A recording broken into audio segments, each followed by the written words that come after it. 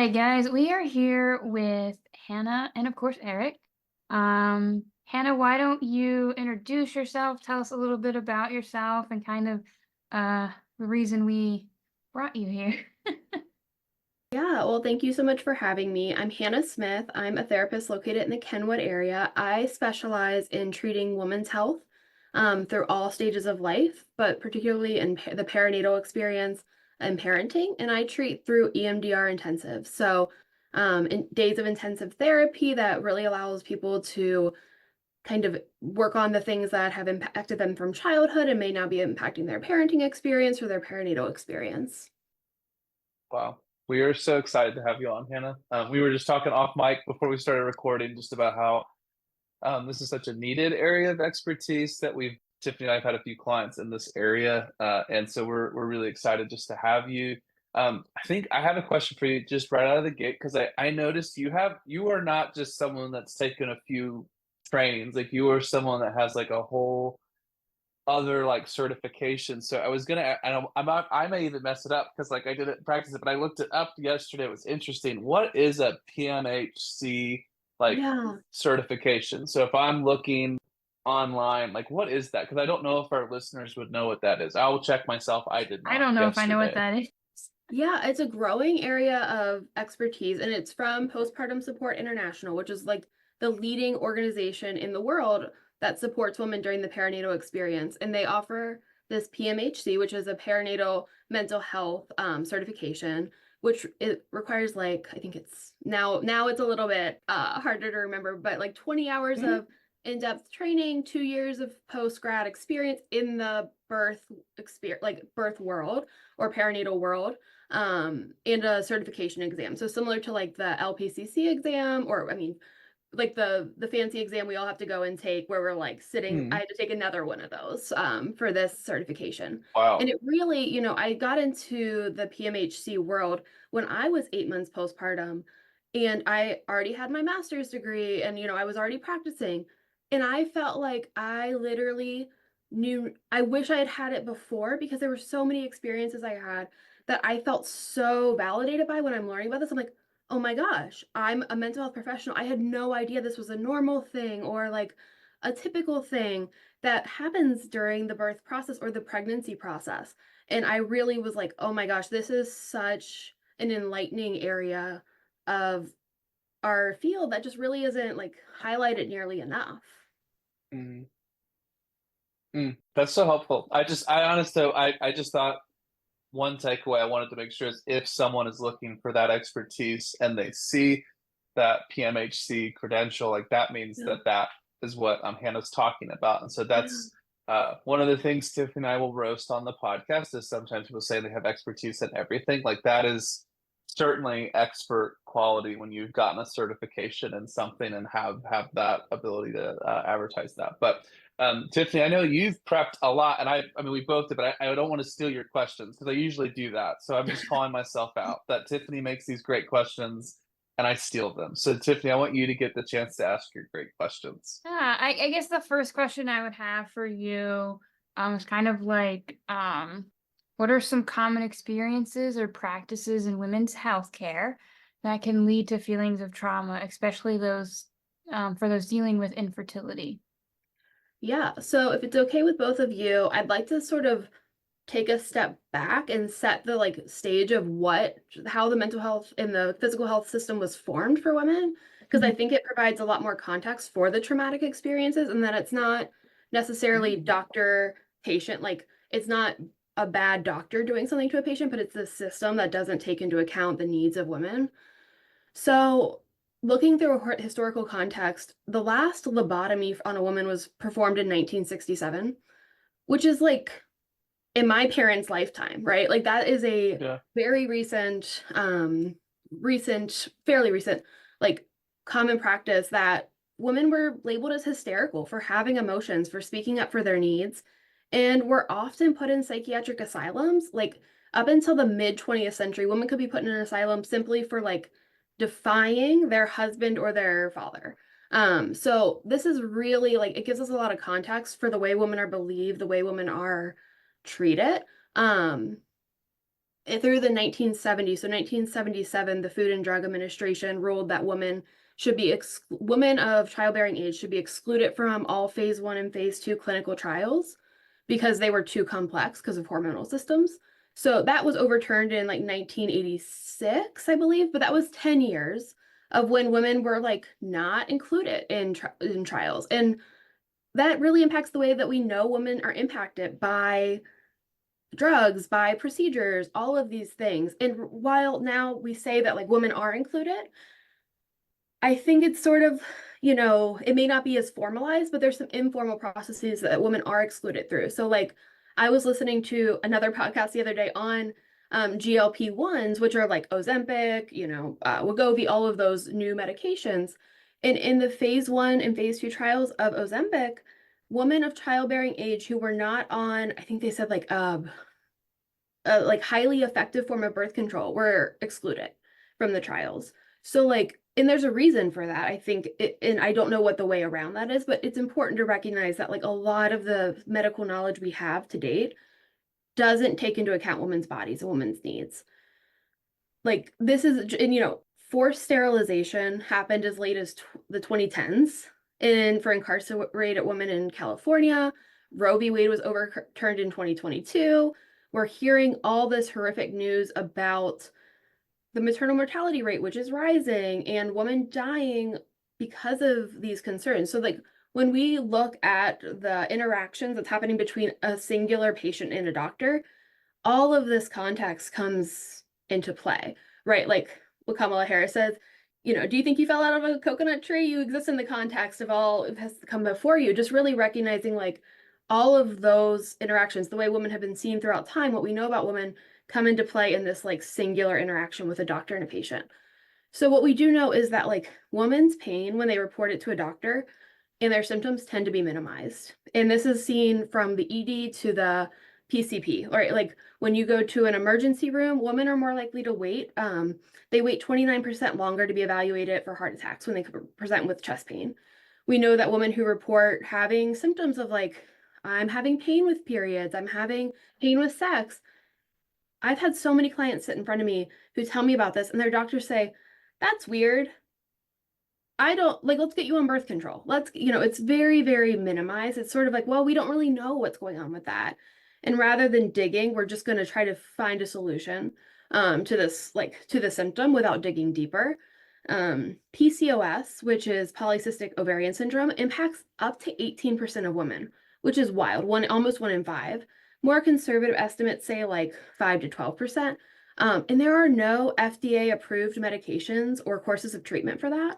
So like recognizing that when a woman sits down and they say like, I'm having pain, I'm having weight gain, I'm having, irregular periods, a lot of doctors, one, don't really know how to diagnose some of these conditions.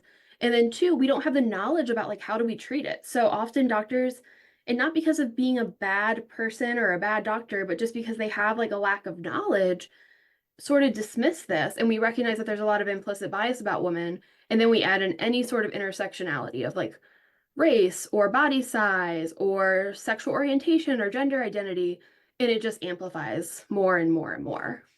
So I just ranted for a while because I can talk about this for a while, but what questions do you all have about that or anything I can clarify? That's a beautiful context. I want to make sure I'm listening, so I'm not mansplaining this today. So I appreciate the context. I love that it's zoomed out even before, and I really appreciate the nuance of that take, that it's not bad doctors, it's a bad system, and the system promotes these interactions. But I want to make sure I'm going to probably take a more of a collaborator backseat today, Tiffany, so you guys can have the lead on this discussion. But Tiffany, anything you want to kind of steer that towards? I think it's just, as Hannah mentioned, important to know the background. Like there were many things that you were talking about where I'm like, yeah, I'm unfortunately experienced that in the medical field, and I think the one that frustrates me the most of like, oh, your numbers are on paper, you're fine, and it's like, oh God, can't you just like listen to a person? Right.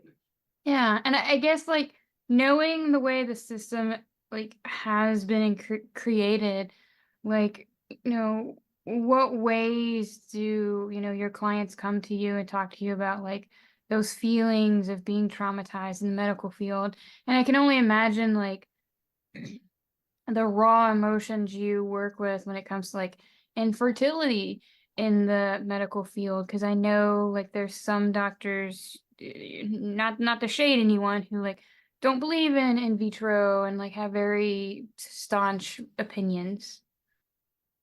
Yeah, I personally think there is a little bit of shame there when you're like talking about providers who are there to serve their patients and then put some moral emphasis on things like lack of access to birth control and IVF, things like that. Like it is really hard to say like for me that like, oh, that's, I think it does impact. And I think that that's important to realize, especially in Cincinnati. We have a very moralized healthcare system. We have Christ, Jewish, Mercy, and then I mean, Good those are the point. three major, and then St. Elizabeth and like they are very, That's a very, really good point. I've never heard it said that way. Sorry. That's a yeah, very good point. they are very religious organizations. And like, um, like this is a pre-Obamacare, which for so many women was a saving grace. But when I was in my early 20s and I was under my parents' health care and Mm. my parents worked for one of those systems, I wasn't able to be prescribed birth control because they were able to say we don't feel morally comfortable with providing that. So recognizing the way providers like the way that these systems are interacting can be very, very shaming for women. Mhm. Um, you know, I also think it's important to recognize, especially when we're talking about infertility, that in Cincinnati and in other county or in other large cities in Ohio, there's often a lack of voice, choice, and control in providers, like who you can go to. In Cincinnati, we have one large infertility provider. So let's say someone has had a bad experience with that provider, or they experienced a loss in that provider's office and they're re-triggered every time they go in, or a medical professional was not empathetic or kind, and they really just want to be away from that environment, which is what a therapist, so many of us would talk to our clients about, is like getting away from environments that make us like invalidate us and make us Mm. feel less than. If you want to have a baby and you're dealing with this infertility, often you don't have a choice if you want to continue to go through the system. So many people, I think that's important to recognize that a lot of people do not have that voice, choice, and Yes. control that is so important for making people feel empowered. So I'm hearing that some people are literally having to face with like re-traumatizing themselves so that they can pursue the dream of wow. Yes, I mean, Wow. and I've encountered a lot that I think so much of this comes from compassion fatigue in providers as well, where if you have an office where all they're treating is infertility day in, day out, I Mm. imagine for providers that has to be so exhausting. And all of those big feelings that women are rightfully having and their partners are rightfully having can also feel exhausting. And that is a really hard reality where both people are entitled to their feelings and also there is a power dynamic, right? These providers are in control of women's care. So I've had many, many infertility clients who are calling their providers frequently because they've experienced or they've experienced loss in the past, or they're in the early stages of pregnancy and they're so worried and they're so anxious and they get really dismissive answers or they get really dismissive care. And it can feel just so, especially depending on previous trauma, it can feel so invalidating of like, I'm too much, my needs don't matter, my emotions are too much, when that's really not the case. Like you're allowed to have Mm. big feelings when you're terrified of losing your pregnancy or that your treatment didn't work that you also paid a ton of money for, which money is a big element of this as well, because what makes people feel safer than having money, right? And having financial security. And then when you're going into an office and spending $1,000, $1,500 per IUI cycle or way more for IVF, it's like it's putting these two things together, like medical systems don't feel safe and also spending this money doesn't feel safe, and then it's like putting all of that insecurity and vulnerability right out in the open. Mm. Wow. Just following up on some of the stuff you're Yeah. saying with that, like, it would seem like it would benefit both the healthcare systems and the patients if there was, like, maybe a set of trauma-informed protocols. I'm sure that that is somewhere in the patient's medical history. Like, are you aware of any such protocols or some providers doing it better of handling with trauma-informed perspectives? Yeah, so some providers are doing it better. And I found that for a lot of providers, it's really based on individual seeking out the research and finding out more information. Also, and I do think it's important to recognize that female doctors have better outcomes. So, like, we know that being treated by a woman in any area of health, you're more likely to have a better outcome. Um, so I think it's important to recognize that when we lead like with humility and recognizing the elements of like what's showing up in the room, whether it's as a therapist or as a, provider, that our clients are going to have better outcomes. Personally, I had this experience this summer when a doctor said something to me and it took me a while to figure out why it felt so impactful. And it was because she said, this medication for you, it makes me a little worried. And I couldn't figure out for the longest time. I was like, why did that really stick with me? And I realized it was because I've never heard a doctor use emotion language talking about my care, like that I'm making an impact on their emotional state. And I felt like that was also like there was so much humility in that statement too of like, I don't know if this is the best choice for you, but I am being emotionally impacted by it. So I feel like I felt more taken care of, as opposed to often I think what women encounter as well, like in the doctor's office, is this is what you're going to do and you'll be fine. And it's very dismissive, very much like, just get over it. I like this, more, let's be in this together. Let's collaborate together and figure out the best option for you. And a lot of women report feeling way more heard by that. Um, the other thing that I think is it feels so simple as therapists, but just asking for consent. Like, 40% of women, this was just released by Postpartum Support International yesterday, which I think is perfect timing, but 40% of women report being given procedures without their consent or by being given an explanation of why it was necessary. 40%, like during their medical procedures. So just asking, like, hey, I'm gonna touch your leg now while we do this like procedure. Is that okay with you? Or I need to touch your leg to, be able to access your vulva, whatever it's going to be.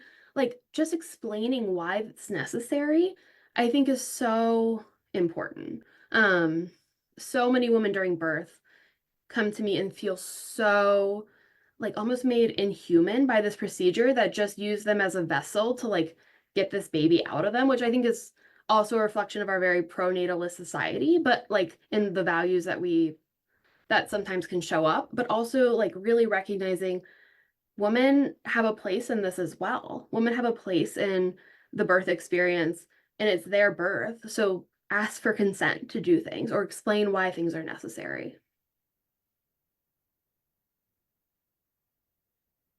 Yeah, I Tiffany, think I'm gonna give this to you. I can't speak from that personal experience with healthcare and the consent piece, so I want to make sure that Tiffany, you get a chance to continue this conversation. yeah, I think it's important to recognize like for women especially, but also for all genders, that like just because you're going to a medical profession doesn't automatically give them permission to just touch, wherever and not explain what's going on. Yeah. You're in a position of power where like on some level you have more responsibilities to, as Hannah was mentioning, explain what's going on to help people that's not educated in that realm understand. Yes, 100%. It can feel so invalidating for women when they're not being heard and believed, first of all, and then things are being done to them without their consent. I've had so many women who report going to labor and delivery and being in immense amounts of pain and not being believed that they're in pain. And then they have procedures done without their consent or without them being explained. And it really takes away from this birth experience feeling in their control. Um, and that's extremely traumatizing because it can feel like a life or death situation when they don't have the context for understanding what's going on.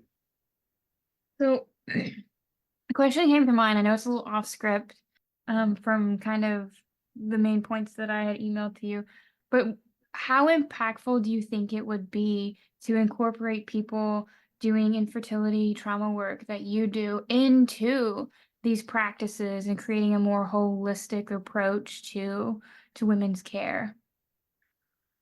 So I think this is a question that we've looked at in a lot of different systems, whether it's the policing system, the education system. Does it work to like reform the system, or is it like starting from scratch? I truly don't know, and I think I want to be honest with like I don't know how impactful that would be when there's so many um intrinsic beliefs and like institutionalized beliefs in our systems that really devalue and invalidate women. I do think it would there would be some positive impact, but would it be the most effective? I don't know. And that's one thing that's really hard about, I think, as therapists when we interact with any of these systems, it can feel really overwhelming of like, how do we really look for change? But I do know there is really, really important work going on. I know there's people that really do devote their lives to in their careers to making sure that people have more education around trauma informed care and around consent. So I do think that that's impactful, and I think the more that it starts at like the medical education level, like med school, I think is the most one of the probably one of the most impactful, is like being that doing that gatekeeping for the medical profession. Yeah. Something that kind of comes to mind is like I love the idea of like talking about like touching the body or procedures, but like I also would this is a question like what about like even approaching that topic about pregnancy, infertility, even entering into the conversation? Like, would that be a best practice of even like asking permission to have that conversation with someone, or what would you recommend? Yeah, I mean, I think that it would be so wonderful if in our medical system we could have patients set boundaries that are respected and honored, whether it's here are the things that I want to talk about today, like pregnancy, infertility, body size, like those are the topics of that I'm coming here for. And then that be honored. I think that would be such an important way, just in the same way that when we have a client come to us and maybe they have 5 things that we can see as therapists that we're like, "Oh, these are could all be goals," but they identify the goal, and we work with them on that. Really allowing the client to set the tone and, like, asking, "Is there anything else that you'd wanna talk about today? Is there anything else on the list that we didn't address today?" I think could be a really impactful way of um, like, allowing provi or patients to take back a lot of ownership of their medical care. Um, Tiffany, anything? I want to make sure I'm following your lead on this one. Yeah, no, I mean, I think you're right in line with kind of ultimately the big topic points. Um, I guess something too that we could wrap into this conversation, in what ways can lack of empathy or understanding from healthcare providers amplify feelings of isolation or shame in women navigating that infertility process? Oh my goodness. It's so rampant. Like I mentioned, if women are calling and like they're so concerned, rightfully so, with the early days of their pregnancy or experiencing symptoms in pregnancy or after their infertility treatments and receiving a response that's devoid of empathy or has minimal empathy, it really can amplify feelings for women of like feeling like too much or too emotional or something is wrong with me. I'm the only one who is having this big of a reaction when we know for sure that is not true. And if like you're spending a lot of money and this is about something that's like the most important thing into your life, it would only make sense that your reactions and your vigilance would be high. So like I think that it's important to also recognize that like so many women leave this system feeling like it's been confirmation that they are too emotional, too much. And there's a lot of internalized beliefs that come with that. Another thing that I think is really important is the way fat phobia shows up in our medical system, specifically for women. I have encountered so many women who have dealt with infertility throughout their, at different stages, and almost every single one has been prescribed weight loss. Like whether they are in a relatively small body or in a larger body, it has been viewed as like, oh, well, your BMI is a little high, which we know that's outdated and it's not really relevant to the conversation, but like women are often prescribed in what feels more shaming in our society than telling a woman that it's a result of her weight and then therefore that it's her fault. Like it's your fault that you can't get pregnant because you are in a larger body or in a, a body that I don't deem eligible to have a baby. And that is just so invalidating for so many women and feels very much like that something is wrong with me. One kind of question about advocating for the self as a patient, but it's kind of a two-part question. So one is like, what should a patient themselves be doing to advocate, or what would you suggest? But then I really want to ask about what if someone who comes to be like the advocate with the patient, what would you suggest they do to kind of support the person going through that experience, if you don't mind answering that question? Yeah, so the first question is about how can the patient themselves advocate, right? And I think so much of that is the work that we do in therapy of exploring these parts of self that are internalizing the blame and shame. So these beliefs of like, I'm not good enough, something's wrong with me. And that's why I'm experiencing all these medical complications. That's why my outcomes aren't good. That's why my birth trauma was so traumatic for me, but because it's something with me. So really exploring those parts of self that are communicating that message. And often what we find is if a client experienced this message earlier in life, like had parents who were really invalidating or who made them feel like they were too much, clients are really quick to jump right back in that neural pathway and be like, I know how to protect myself in this, and it's to believe that I'm not good enough. Because I've been doing it for a long time. Or, also parts of self that feel responsible for keeping the peace. Like if you feel uncomfortable with creating a potential conflict with your medical provider, what part of you feels uncomfortable with that? What part of you has learned that the best way to keep the peace is to shove down your own needs, even in an interaction that's supposed to be about you? Um, and so I think recognizing that often these things can be really heightened by childhood experiences because it can be so like reminiscent of the parent relationship. So that's what I feel like is really important. One of the most important things in the sort of a bigger way. And also I ask clients a lot to attune to how their bodies feel before, during, and after appointments. Like what messages is your body giving you about how this interaction felt with your provider? Do you feel calm? Do you feel heard? Do you feel listened to? All of those things, because often women learn to dismiss those feelings of, oh, they said this, but it wasn't that big of a deal, or they probably meant this. Well, yeah, but that's not what they said. So like that's a room for exploration. Um, I think that those are two individual things that people can do to really identify like, is this an environment that feels safe to me? And if it doesn't, next steps might be finding an advocate or doing some outside education to like come equipped more with to your appointments to know what things you want to focus on. For an advocate, I don't think an advocate has to be someone necessarily formal because we know that that can create like financial barriers, things like that. But like this, the journey of infertility often falls so heavily on women in heterosexual cisgender relationships. So really identifying like this is the mental energy you're spending here, can you try to share it with your partner? And if Mm, you're in a heterosexual relationship, having him use his privilege, that he is more likely to be believed by your provider. He is more likely to be, the symptoms are more likely to be taken seriously by the provider when they come from him, to ask him to be more involved in the medical process so that that can be a great way to have an advocate at little to no cost, depending on missed mhm. work and things like that. And really asking people to utilize that privilege, um, to really like be heard. There's lots of different like paths to finding an advocate, like a more systemic advocate. That could be like some healthcare systems offer a patient advocate, a doula for the birth process.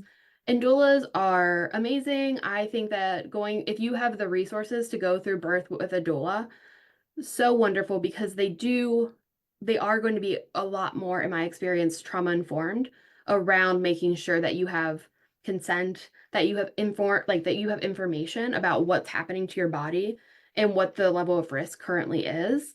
I really find that doulas can make all the difference. So I really, really recommend, if I it's a love it. financial option. No, that's very helpful. And Tiffany, I have a few, but I want to make sure you get to ask your questions as well. So if you have anything else, I want to turn it to you. Yeah, something that came up to me as you were talking about same-sex marriage or no, my brain is working faster than I want it to. Talking about heterosexual marriages and struggles with infertility. I'm curious, have you ever come across like the same-sex marriages? Like, is that struggle with infertility different than like what you've seen in heterosexual marriages or like even partnerships? Yeah, I mean, I do find that this is like, if we know that women are less likely to believe their symptoms, their pain levels, and then you add in the intersectionality of like their sexual orientation, we know that there's going to be more discrimination, more prejudice. Also, I will say I've seen a variety of things because a lot of same-sex couples that have the resources to be able to go through fertility treatments to grow their family also have resources for things like a doula or for really finding care that feels very safe to them. So I do find that in those situations, there can be a lot more positive outcomes because there's a lot more resources. Of course, in our society, fewer resources probably means that unless there's like an intentional effort made, they may have a worse outcome. Very, very unfortunately. Mm. I, some of the questions I have are more for like maybe the people adjacent to Yeah. those kind of having that lived experience, if that's okay. But I think definitely today the focus on like those with that lived experience going through. I will be honest, Tiffany and I have tried to do some searches and we have found some of the information for like family members or partners, like Yeah. it's kind of choppy, and I don't mean to say that like in a disrespect, but it's like trying to get all the information like you're presenting Yeah. it today.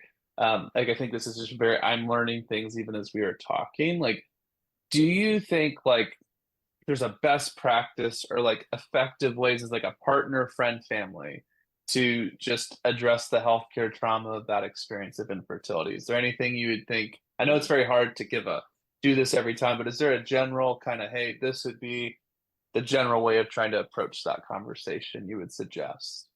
Yeah. So if all the things we've talked about that have been very traumatizing for women in the healthcare system have been like not being heard and not being believed for a partner, for a friend, I would say hear them and believe them, right? Like really having this conversation about asking what your partner needs, asking what your friend needs right now, empathizing with them, just simply like, I'm here and this sucks and it's unfair, and not trying to minimize or make it better, finding the bright side. Like, no, we don't need to find the bright side in this situation. This is a grief situation. And then also really just being there to like believe women, if your partner or your friend says, the doctor said this and it felt really invalidating.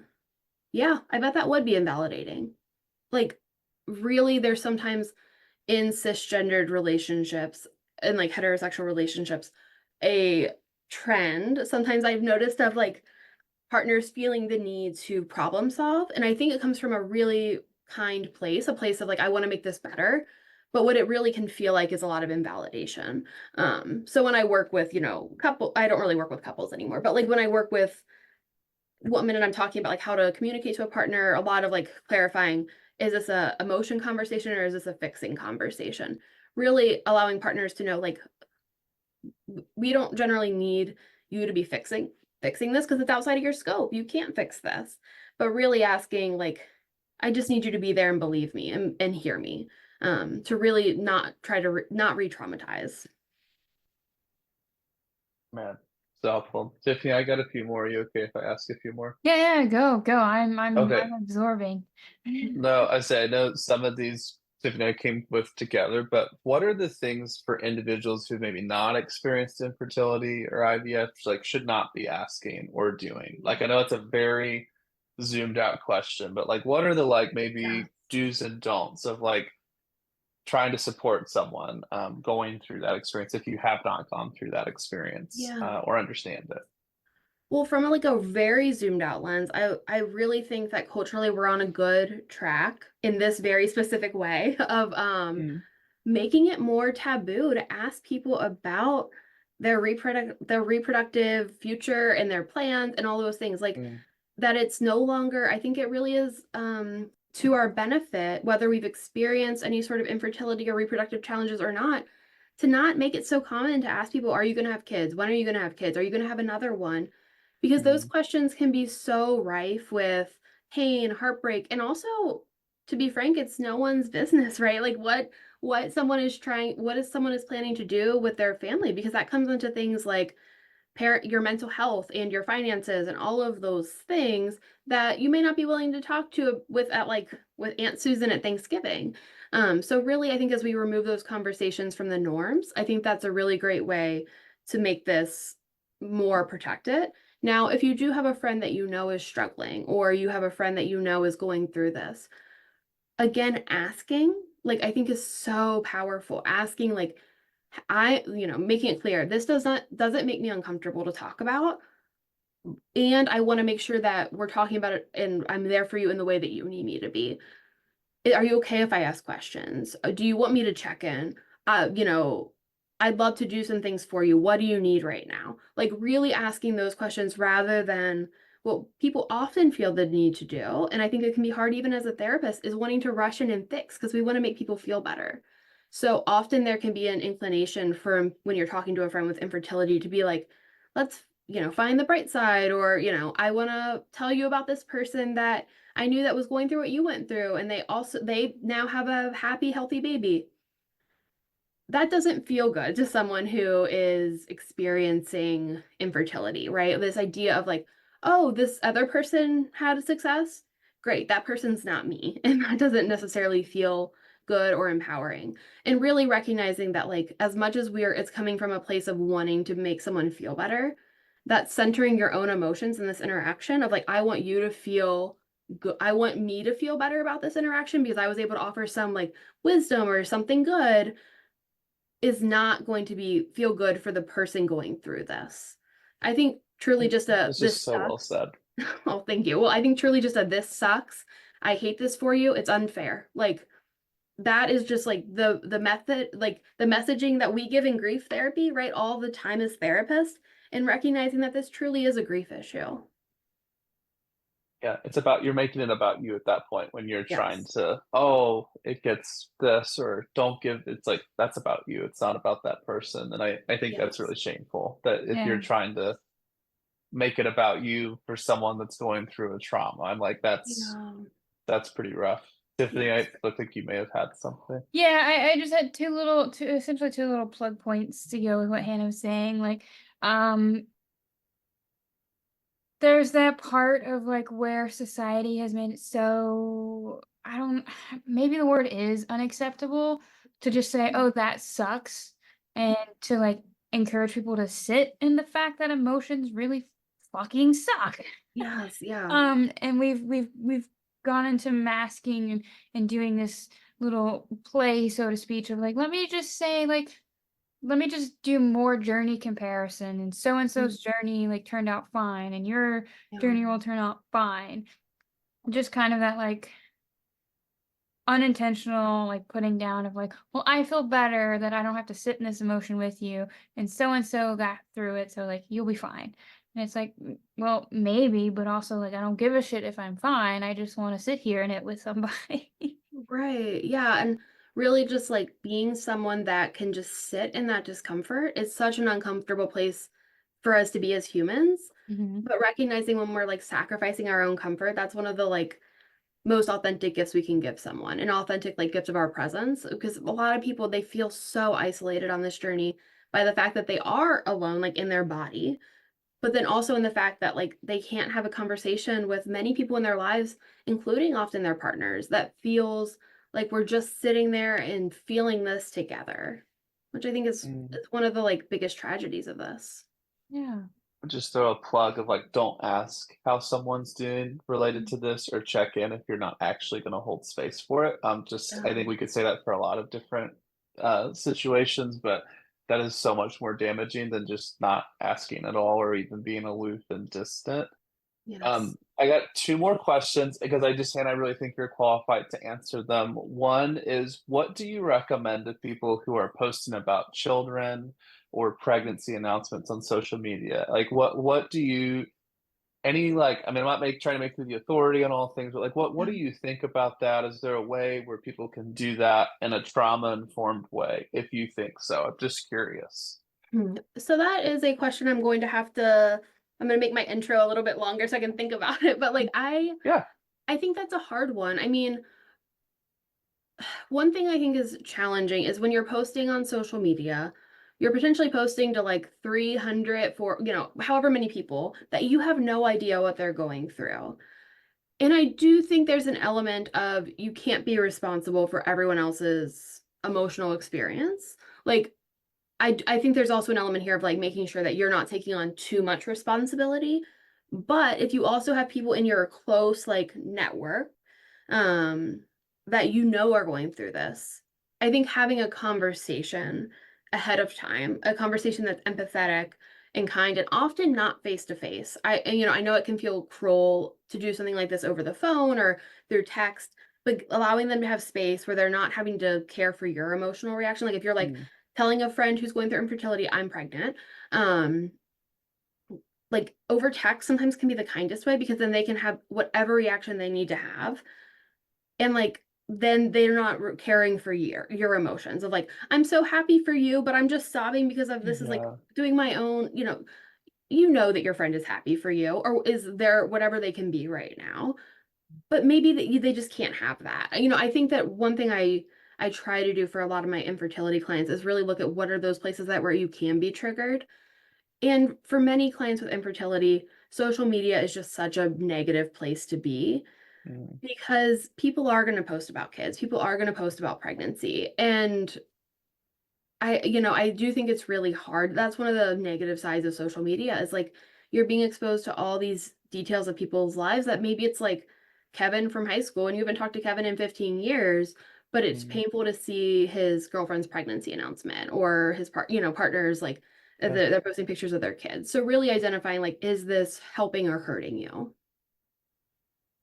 I think that's a fantastic answer. I don't know if I would have been able to answer it as well as you just did, even if I had prepped. The Yeah. last thing I have is just because I know we've talked about the expense of like IVF and some of the other treatment Yeah. options. Do you have any suggestions for maybe someone who doesn't have as much access to funds and is looking to like get some supports or Yeah. resources? Like any suggestions of where someone could start that like research for themselves? Yeah, so I did actually make a list of things that I thought like low resource ways to educate yourself around women's physical health. I don't have resources specifically around actually there is it's Two Queens birth doula website or birth doula podcast. I think that can be a really great resource, but podcasts are if you're listening to this, then you're probably someone that likes podcasts in general. Maintenance phase is really great for learning more about like fat phobia and body shaming in like wellness trends in our medical system. Two Queens, I think it's called Birth Doula, is great for learning more about birth and like the fertility process. And then I really like on Instagram, she's called the PCOS nutritionist and she has a course about like how to care for yourself while having PCOS in a completely anti-diet, anti-restrictive Mm, eating way, because diets and restrictive eating don't work. And I want to make that plug there that if any doctor is saying that that is the solution, we know that diets have a 99% failure rate, and is it really ethical to propose something that like isn't going to work for your client? I think that's important to really mm. like have that conversation. So those are three resources that are fairly low resource or free, that I think are really great starting points for learning more about how this can like how your health can be impacted by all these different systems. Wow. Well, Hannah, you've given us Just so much information, so many great resources. I want Yeah. to make sure, is there anything that we've not asked you today or anything else that you wanted to discuss? I know we've covered so much today. I can't think of anything but I could go on talking about this forever and ever. But I can't think of anything off the top of my head, but I really love getting to really dive into this because I'm so passionate about it and the ways that our systems are so inequitable and don't always care for women in the way that they deserve. But I do think, I will just maybe reemphasize the point that if any of these feelings of like, I'm not good enough, something's wrong with me, my needs don't matter, those feelings are coming up in the healthcare system. There's often a root to it in earlier traumas, and it can be a trauma of omission, like not getting the attunement and like learning the emotional regulation from your parents. And it can also be traumas of commission, so abuse and things like that. Really recognizing that there's a lot of things that can impact the way you show up in the medical system and the way you're impacted as a patient. Not to put any blame or shame, but to recognize it can like trigger us differently. Mhm. Yeah. I don't know if you have any other questions, Eric or Hannah? Nope, nope. I Mm. honestly, I want to say like this is such a important topic. This is one that Tiffany and I have wanted to discuss on the podcast. So, Hannah, I just want to thank you because we honestly were like, unless there is an actual expert coming on, we just both were like, this is not one we feel comfortable getting into all the nuances on. So I just want to thank you again for your time. And I just want to plug Hannah myself, like Hannah Smith, like counseling. Like if you are looking for support in some of these areas, she is based in Cincinnati and would be an option if you're looking for a therapist in this area. But Hannah, just thank you so much. I hope we can Thank have you you. back and have some of those resources. But thank you. I really know I've learned so much in this conversation, and I won't speak for you, Tiffany, but I feel a little more educated on this. Yeah, I definitely feel more educated and I definitely feel like there's a lot to this area to learn. Yeah. Um, but I think Hannah has really kind of helped us like see more of maybe what we weren't aware of, like regarding this topic. And I appreciate the information and the conversation that we've had today. Well, thank you so much for having me. I really, really appreciate it. It was so great to get to talk to you all, and I can't wait to keep listening to the podcast because I am always listening to a podcast when I'm not in session. Gotta have something, right? Yeah. With that being said, please, everyone listening, please feel free to join us on Patreon. Free to join. We do have some cool things happening in the works if you want to check it out. We're also on Spotify, Apple Music, I think Amazon Music as well.